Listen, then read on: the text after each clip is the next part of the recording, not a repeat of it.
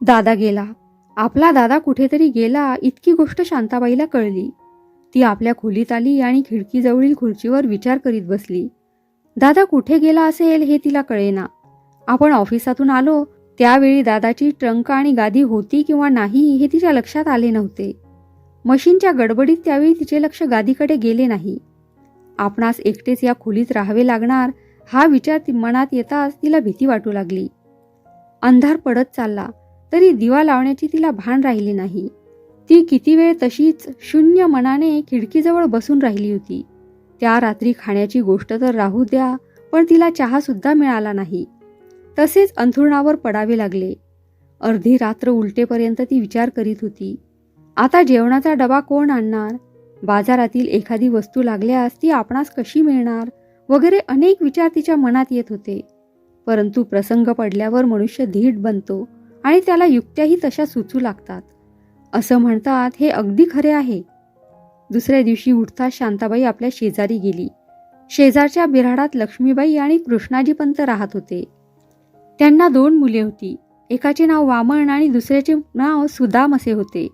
मोठा मुलगा इंग्रजी 3री आणि धाकटा मुलगा मराठी 4थी इयत्ता शिकत होता. कृष्णाजी पंतांना रेल्वेत दरमहा 60 रुपये मिळत होते. शांताबाई शेजारच्या लक्ष्मीबाईकडे जाऊन बसली. आज इतके महिने ती जवळ राहत होती, परंतु आपण होऊन शांताबाई केव्हाच कुणाकडे गेली नव्हती. आपल्या शेजारच्या बायका म्हणजे अशिक्षित, घर संसाराला वाहिलेल्या आणि नवऱ्याच्या बटीक अशी तिची समजूत झालेली. त्या बायकात मिळून मिसळून वागणे म्हणजे त्यांना उगाच महत्त्व देणे असेच ती समजत असे. पण आता प्रसंग पडताच त्याच बायकांची तिला मनधरणी करावी लागली. शेजारी जाऊन तिने लक्ष्मीबाईला सांगून तिच्या वामनाला बोलावून आणले आणि त्यांच्याकडून प्रथम तिने चहा आणवला. तिच्याजवळही काही फारसे पैसे नव्हते.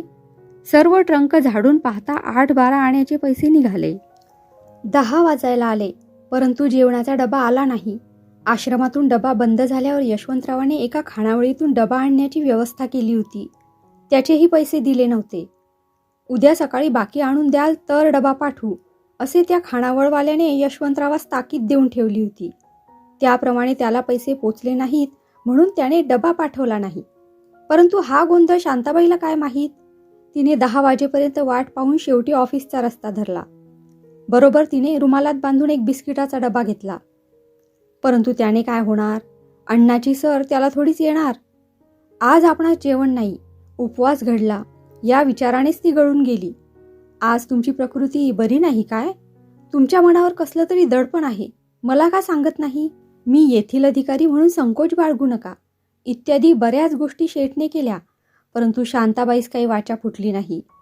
तिला एकदा वाटे की सर्व हकीकत शेठजींना सांगावी, परंतु तात्काळ तिचा अभिमानी स्वभाव आडवा येई. फक्त मला आज बरे वाटत नाही इतकेच उत्तर देऊन तिने वेळ मारून नेली. आता घरी गेल्यावर जेवण करावे असा विचार तिच्या मनात आला, पण तो विचारातच राहिला. जेवण करावयाचे कशाचे, नाही धान्य की नाही इतर साहित्य. तिच्या सुधारण्याच्या आणि स्वातंत्र्याच्या घातक विचारांनी तिला किती परस्वाधीन बनवले होते पहा.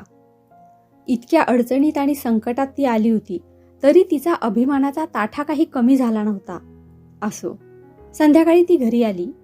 दरवाजा उघडून आत पाऊल टाकणार तो पोस्टाच्या शिपायाने तिच्या गैरहजेरीत दरवाजाच्या फटीतून टाकलेले पत्र तिच्या दृष्टीस पडले. लवकर लवकर तिने ते पत्र उचलले. अक्षर पाहताच ते पत्र आपल्या दादाचे आहे अशी तिची खात्री झाली. तिने ते पत्र फोडून वाचायला सुरुवात केली. माझी प्रिय बहीण शांता, हे पत्र जेव्हा तुझ्या हातात पोस्टाचा शिपाई देईल तेव्हा मी तुझ्यापासून फारच दूर गेलेला असेन. दूर म्हणजे किती, लाहोरला. लाहोरच्या उईकली पत्राचा मी सब एडिटर झाल्याची एकदम तार आली. तुला भेटायचे, पण तार अर्जंट कॉलची होती. तुला वाईट वाटेल कारण तुला भेटलो नाही, पण माझ्या धाकट्या प्रिय बहिणी तुला आनंदच होईल कारण मला सब एडिटरची जागा मिळाली. तू सुशिक्षित आहेस तेव्हा तुला सांगायला नकोच की तू नीट जपून सांभाळून वाग आणि आनंदात राहा. मी आता एडिटर झालो. माझी प्रत्येक आठवड्याला तुला खबरबात कळवायची म्हणजे उईकली पाठवायचा. तू मात्र तुझा डेली रिपोर्ट पाठवत जा. तुझा वडील भाऊ यशवंत. एका ग्रॅज्युएटाने मराठीत लिहिलेले हे पत्र. हेच पत्र यशवंतरावाने इंग्रजी भाषेत लिहिले असते तर किती सुंदर लिहिले असते. त्याची भाषा इंग्रजी सुंदर होती आणि त्याच शिफारशीवर त्याला वरील नोकरी देखील मिळाली होती. ही गोष्ट खरी, पण जन्मभाषेबद्दल ही कोण अनास्था? नीट वाक्य जोडून 4 ओळीचं मराठी पत्र आणि पत्र्याचा मायना सुद्धा आमच्या बीएंना लिहिता येऊ नये काय? मराठी भाषेसंबंधाने आज ही यशवंतरावाचीच अशी शोचनीय अवस्था असे नाही, तर आज कित्येक ग्रॅज्युएट्स असे निघतील की त्यांचे मातृभाषेचे अगाध ज्ञान पाहून त्यांची कीव केल्याशिवाय राहत नाही. मुंबई पुण्यातील कॉलेजात शिकवित असलेले काही प्रोफेसर ह्या सदरापैकी आहेत. त्यांना म्हणे इंग्रजीत सुंदर बोलता येते, परंतु मराठीत बोलताना त्यांची अगदी धांदल उडते. वाह रे वाह प्रोफेसर. शांताबाईने पत्र वाचले. आपला दादा लाहोरला गेला इतकी गोष्ट तिला ह्या पत्रावरून कळली, परंतु मशीनचे काय झाले हे मात्र कळले नाही. आणि ते कळू नये म्हणून यशवंतरावाने इतकी चलाखी केली होती. आज त्याला बऱ्याच संकटांना तोंड द्यावयाचे होते आणि ती सर्व संकटे कशी टाळावी ह्याचा विचार करीत असता त्याला लाहोरच्या नोकरीचे स्मरण झाले. त्याने तात्काळ नोकरीचा अर्ज लिहिला आणि तो पोस्टाने पाठवून दिला. परंतु अर्जाचे उत्तर यावयास 4 दिवस लागणार आणि इकडे तर घरभाडे, आश्रमाचे बिल, खानावळीचे बिल, गोपाळरावांचा तगादा ह्या सर्व भानगडी अंगावर आलेल्या. त्या सर्वांना पैसे देतो म्हणून मुकर्रर केलेला दिवस येऊन ठेपला. तो चुकवण्याचा मार्ग त्याला सुचेना. डोके भणभणू लागले. ते शांत करण्याचे औषध म्हणजे दारूची बाटली, पण ती आणायला जवळ पैसे नाहीत म्हणून इकडे तिकडे शोधताना शांताबाईची ट्रंक दृष्टीस पडली. तात्काळ त्या ट्रंकवर प्रयोग होऊन आतून एक लुगडे बाहेर आले. हळूहळू त्याला पाय फुटून ते मारवाड्याच्या घरात गेले. 2 दिवसापूर्वी जो एवढा बाजार झाला तो याच पैशावर. ती चोरी जर शांताबाईला इतक्या लवकर उमगली नसती तर टाईपरायटिंगच्या मशीनवर दुसऱ्या दिवशी धाड आली नसती अशी आमची खात्री आहे. शांताबाईने लुगड्याबद्दल संशय घेताच यशवंतरावांची स्वारी गडबडली. तो प्रकार गेल्या प्रकरणात येऊन गेलाच आहे. त्यावेळी तिला ऑफिसात जाण्याची घाई असल्यामुळे तिने ते लुगड्याचे प्रकरण जास्त वाढवले नाही. ती ऑफिसात निघून गेल्यावर यशवंतरावाने आपले पुढले सर्व बेत आखले आणि ते तात्काळ अंमलातही आणले. मशीन नेऊन मारवाड्याकडे ठेवली आणि त्याचे 500 रुपये आले. ते रुपये घेऊन स्वारी घरी आली आणि ट्रंक बेडिंग घेऊन तडक बोरीबंदर स्टेशनवर निघाली. आता आपल्या मागे बिलाकरता घरवाल्याच्या मनुष्याने बोंब मारली किंवा आश्रमाच्या मॅनेजरने शंख केला अथवा प्रत्यक्ष बहिणीने मशीन गेल्याबद्दल दातओठ खाल्ले तरी त्याची त्याला पर्वा नव्हती. पत्र वाचून शांताबाईला अत्यंत दुःख झाले. लुगडे गेले त्याच ठिकाणी मशीन गेले अशी तिची खात्री झाली. आता कमलिनीकडे जावयास आपणाला तोंड नाही हा विचार मनात येऊन तिला जास्तच वाईट वाटले. सकाळपासून पोटात अन्न नसल्यामुळे तिला त्रास झालाच होता आणि त्यात ही भर पडली. स्वतंत्रपणाने वागण्यात काय सुख आहे याची आता शांताबाईला थोडी थोडी कल्पना होऊ लागली. तिने ती रात्र जागून विचारात घालवली. आता आपणास महिन्यात 60 रुपये मिळतील. त्या पैशात आपल्या सर्व प्रकारच्या गरजा सहज भागतील. ही एक गोष्ट तिच्या खवळलेल्या मनाला किंचित स्वस्थ करीत होती.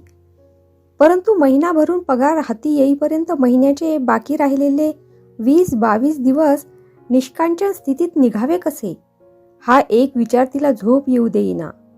गोपाळराव मोतीवाले, आश्रमाचे बिल, खानावळ, घरभाडे इत्यादी बरेच देणे होते. त्या सर्व पैशांपेक्षा तिला गोपाळराव ह्या व्यक्तीबद्दल भयंकर भीती वाटत होती. कारण त्या व्यक्तीबद्दल तिला अनुभव तसे खडतर आले होते. इतके दिवस तिला तिच्या दादाचा आधार होता, पण आता ती एकटी होती. अशा ह्या मनस्थितीत आता घरात एकटे बसून 4 दिवस काढणे तिला भाग होते, कारण त्याशिवाय गत्यंतरच नव्हते. स्वतंत्रपणाने वागण्याकरता नोकरीचा पेशा पत्करून जरी तिने पुरुषी थाट आणला होता तरी स्वभावसिद्ध स्त्रियांचे हक्क बिन तक्रार तिच्यावर अंमलबजावणी करीतच होते. ती आज अस्पर्श झाल्यामुळे 4 दिवस का होईना तिला परस्वाधीन होणे भाग होते. तिचा अगदी नाईलाज झाला. नुकतीच नोकरी लागलेली आणि आपण 4 दिवस घरी राहणार म्हणून तिच्या मनाला तळमळ लागली. परंतु तळमळ लागून उपयोग काय? तो सर्व दिवस तिने खिडकीत बसून काढला. नाही म्हणायला दुपारच्या प्रहरी शेजारच्या मुलाकडून चहा आणून काही बिस्किटे तिने खाल्ली, इतकंच. कोण ही दैना?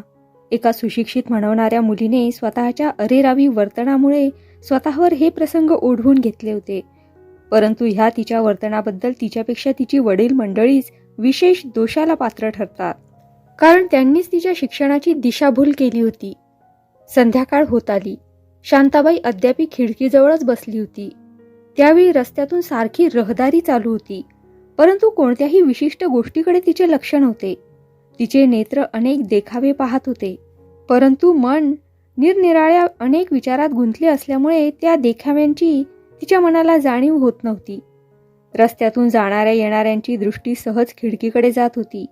कित्येक तिच्याकडे टक लावून पाहत होते. एक बनिया गृहस्थ तर रस्त्याच्या कडेला उभा राहून बराच वेळ खिडकीकडे पाहत होता. शांताबाईने त्याच्याकडे पुष्कळ वेळा पाहिले, परंतु तो आपणाकडे अगदी रोखून पाहत आहे ही गोष्ट तिच्या लक्षात देखील आली नाही. उलट तिच्या पाहण्याने आणि आत्मगत विचारात स्वाभाविकरित्या होणाऱ्या हातवाऱ्याने भलतीच परिस्थिती मात्र उत्पन्न झाली. तो बनिया गृहस्थ संध्याकाळी फेरफटका करण्याकरता निघालेला होता. हे लोक विशेष शौकी असतात हे सर्वश्रुतच आहे. गोवे, मालवण इत्यादी ठिकाणच्या कसबिनी कलावंतिणी आणि वेश्या यांची मुंबईत वसाहत करणारे हे शौकीन लोक. मनुष्य आपल्या विचारात एकटाच असला म्हणजे मनातल्या विचारांना अनुसरून त्याचा अंगविक्षेप आणि हातवारे अगदी नकळत होत असतात. अशा प्रकारे शांताबाईकडून होणारे हातवारे आपणास अनुलक्षून आहेत असे समजून तो बनिया गृहस्थ माडी चढून वर आला. जिना मध्यभागी असल्यामुळे त्याला 2 खोल्या ओलांडाव्या लागल्या. या दोन्ही खोल्यातून डोकावून पाहता त्या बनिया गृहस्थाला थोडे चमत्कारिक वाटू लागले, कारण ह्यापूर्वी तो गृहस्थ कैक वेळा वेश्यांच्या चाळी धुंडाळून आलेला असा निर्ढावलेला शौकीन गृहस्थ होता. परंतु ह्या चाळीतील बिऱ्हाड करूंची राहणी ओळखीची दिसेना, कारण वेश्यांची राहणी इतकेच नव्हे तर त्या राहत असलेल्या चाळी सुद्धा कोणालाही सहज ओळखता येतात. नाही म्हणायला अलीकडे मात्र या वेश्यांच्या राहणीत बराच फरक पडू लागलेला आहे. कुलीन घराण्यातील सभ्य राहणी कित्येक वेश्यांच्या ठिकाणी पाहण्यास सापडते, तरी देखील वेश्या त्या वेश्याच. दरवाजा किंचित लावलेला होता. त्या बनियाने हळूच दरवाजा उघडून आत डोकावून पाहिले. आपणाकडे कोणी आले आहे अथवा आपण करीत असलेल्या हातवाऱ्याचा विपर्यास करून आपण बोलावले आहे असे समजून कोणी एक गृहस्थ वर आले आहेत याची तिला कल्पनाही नव्हती. ती आपल्याच विचारात बसलेली होती. इकडे तो बनिया हळूच आत आला आणि क्षणभर थांबून आपण आलो आहोत हे सुचवण्याकरता हळूच खोकू लागला. शांताबाईने चटकन मागे वळून पाहिले. कोणी परका मनुष्य आपल्या खोलीत आलेला आहे हे पाहून तिने विचारले, कोण पाहिजे तुम्हाला? उत्तराऐवजी त्याने खुर्चीजवळ ओढली आणि ती वर बसत बसत किंचित तिरक्या दृष्टीने शांताबाईकडे पाहिले. हा प्रकार पाहून आता मात्र तिला आश्चर्य वाटले. प्रथम तो आलेला पाहून हा मनुष्य कोणाची तरी चौकशी करण्याकरता आला असावा असे समजून कोण पाहिजे असा तिने प्रश्न केला. त्याचे हे उत्तर अशा चमत्कारिक वर्तनात मिळताच तिला आश्चर्य वाटणे साहजिकच होते. पुन्हा तिने तोच प्रश्न जरा जोराने केला. तेव्हा त्याने हसत हसत उत्तर दिले, हां, तुम्ही पण बसा. आम्ही का आले ते तुम्ही जाणते. बसा, तुम्ही पण बसा. आता मात्र शांताबाईला राग आला. ती त्या बनियाकडे जरा रोखून पाहू लागली, परंतु त्याकडे दुर्लक्ष करून तो पुढे म्हणाला, तुम्ही इकडे एकलाच राहते काय? तुमचा कोण कोण माणूस हाय इकडे? तुम्हाला काय पाहिजे? तुम्ही कोणाची चौकशी करण्याकरता इकडे आलात? मी तो तुम्हालाच पाहायला आला आणि का आला ते बी तुम्ही जाणते. असे म्हणून तो बनिया पुन्हा हसू लागला. आता मात्र त्याचे वर्तन शांताबाईला असह्य झाले. ती एकदम रागाने पुढे झाली आणि म्हणाली, हा काय फाजीलपणा तुम्ही मांडला आहे? ओळखीशिवाय आत यायला तुम्हाला लाज कशी वाटली नाही? तुम्ही एकदम खोलीच्या बाहेर व्हा. तुम्ही असा रागावते कसाला? ओळखाण नाहीत, पण आता ओळखाण होईल. तुम्ही बसा असा आमच्याजवळ, मग होईल ओळखाण. कोण तऱ्हेवाईक मनुष्य आहात हो तुम्ही? मुकाट्याने खोलीबाहेर जाता की? इतका राग कशाला करते? तुम्ही आम्हाला वर बोलावला आणि आता असा गुस्सा करते. मी वर बोलावलं? तुम्ही शुद्धीवर आहात काय? तो काय आम्ही जुटा बोलते? तुम्ही आमच्यावर गुस्सा केला, पण आम्ही नाही करेल तुमच्यावर गुस्सा. इतके बोलून तो उठला आणि हसत हसत एक एक पाऊल पुढे होऊ लागला. शांताबाई रागाने लाल झाली होती, परंतु करते काय? हा बेशरमपणा पुष्कळ झाला. तुम्ही प्रथम खोलीच्या बाहेर व्हा. असा काय करते? तो बनिया आता शांताबाईच्या अगदी जवळ येऊन ठेपला. दूर व्हा. तो निर्ढावलेला शौकीन बनिया शांताबाईच्या रागाला भीक न घालता तिच्या खांद्यावर हात ठेवणार तोच गोपाळराव मोतीवाला आत आला. त्याने क्षणात तेथील परिस्थिती ओळखली. शांताबाईची आता मात्र 2 संकटांच्या कैचीत सापडल्यासारखी स्थिती झाली. केम शेठजी, तमे आईया? शू काम आयवा हाता? गोपाळराव पुढे होऊन विचारू लागला. शांताबाई मागे झाली आणि बनिया आता थोडा गडबडला. काम काम શું હશે મારા સાહેબ? કામ નથી ત્યારે તમે ઉપર આવ્યા શા માટે? એવુંને મેને ઉપર બોલાवा. शांताबाईकडे बोट दाखवून तो बनिया म्हणाला. तुम्ही बोलावलं का ह्या शेठजींना वर? इथपर्यंत आली का मजल शांताबाई? वाह, चांगलं. कोणी बोलावलं? मी? तुम्हाला काही लाज लज्जा शरम आहे का? वा, बाहेर व्हा तुम्ही दोघंही. हलकट पाजी. शांताबाई आपणावरही उलटलेली पाहून गोपाळराव थोडासा चकित झाला. इकडे त्या बनियाने हळूहळू दरवाजा गाठला आणि मुकाट्याने आपला रस्ता धरला.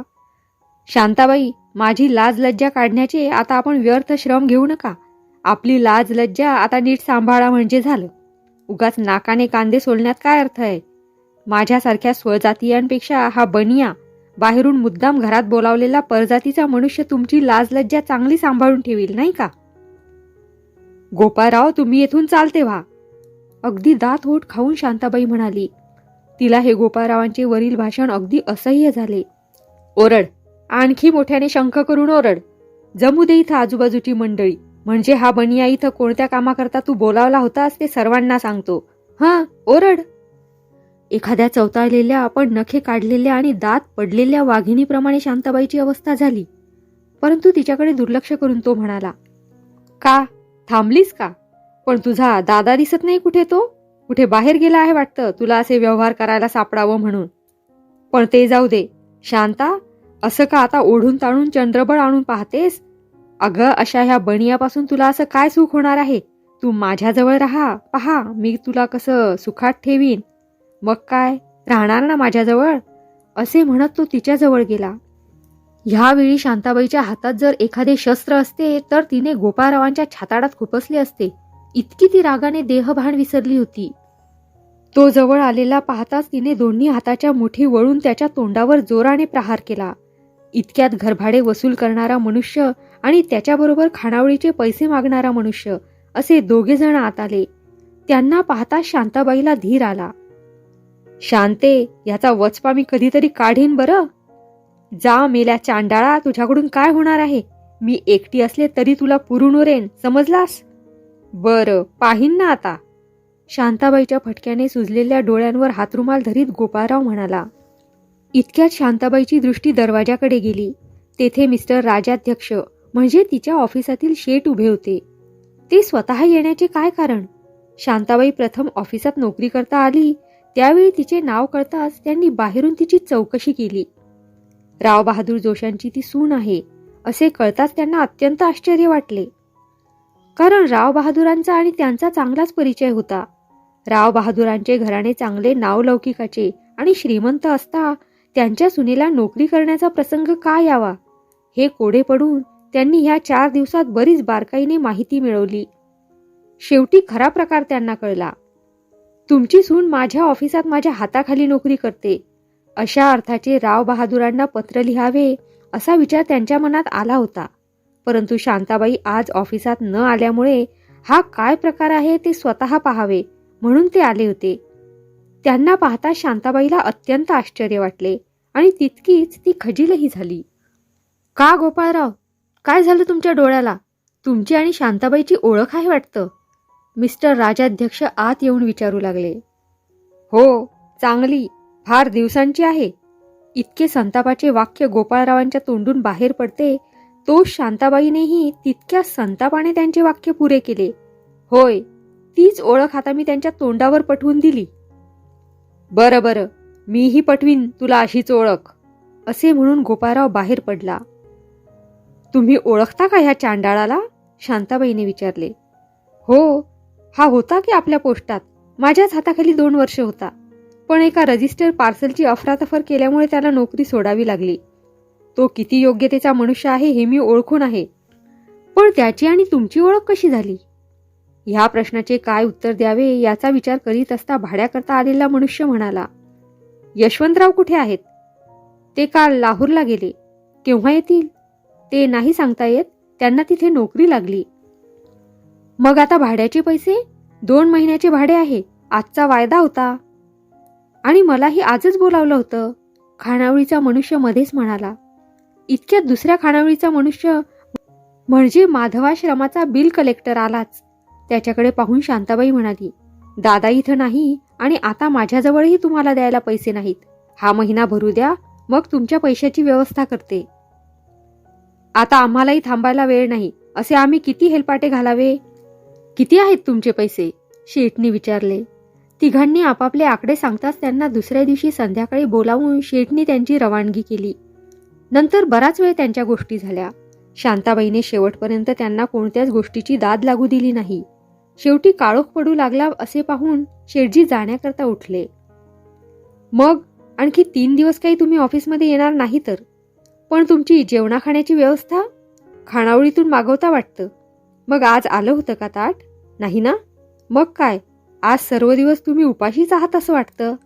वा, आता मी मनुष्य पाठवून तुमच्या ताटाची व्यवस्था करतो. पण असे कशाला? तुम्ही 4 दिवस आमच्या घरीच चला. इथं एकटं राहणं मला रास्त दिसत नाही. परंतु शांताबाई या गोष्टीला कबूल झाली नाही. शेवटी नाईलाजास्तव शेठ निघून गेले.